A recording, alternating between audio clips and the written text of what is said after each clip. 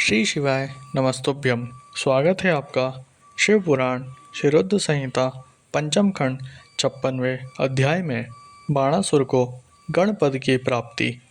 संत कुमार जी बोले, हे महामुनि व्यास जी, जब भगवान शिव बाणासुर और श्री कृष्ण में मित्रता करवाकर वहाँ से अंतर्ध्यान हो गए, तब बाणासुर ने श्री कृष्ण के साथ आदरपूर्वक अपनी पुत्री व दामाद को विदा कर दिया।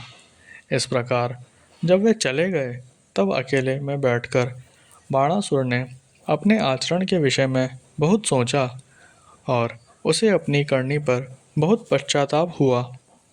तब वह सीधा अपने पूजा गृह में चला गया और वहां जाकर भगवान शिव के देवालय के सामने बैठकर रोने लगा। फिर उसने भगवान शिव को प्रसन्न करने के लिए उनकी विधि विधान सहित स्तुति करनी आरंभ कर दी।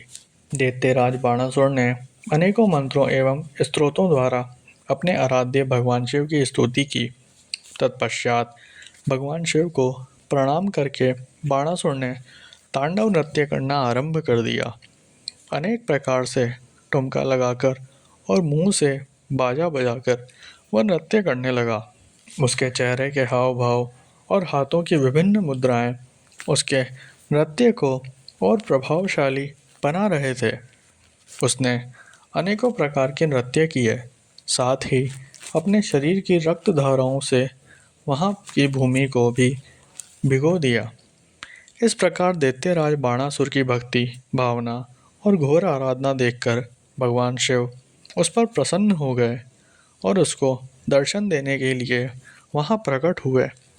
भगवान शिव को इस प्रकार अपने सामने पाकर दैत्येंद्र ने उन्हें प्रणाम किया और अनेकों प्रकार से उनकी स्तुति करने लगा, जिसे सुनकर भगवान शिव बोले, हे दैत्यराज बाणासुर, मैं तुम्हारी उत्तम भक्ति भावना से बहुत प्रसन्न हूँ। जो मांगना चाहते हो मांग लो, मैं तुम्हें आज तुम्हारी मनोवांछित वस्तु प्रदान करूँगा। भगवान शिव द्वारा वरदान मांगने के लिए कहे जाने पर बाणासुर बोला, हे देवादिदेव भगवान शिव, यदि आप मुझ पर प्रसन्न हैं तो मुझे अपना कृपा पात्र बनाइए। भगवान, मेरी पुत्री उषा और अनिरुद्ध का पुत्र ही मेरे शोणितपुर का राज्य संभाले। मेरा भगवान विष्णु से वैर भाव मिट जाए। मेरे अंदर व्याप्त रजोगुण और तमोगुण का नाश हो जाए और पुनः दैत्य भाव उत्पन्न न हो।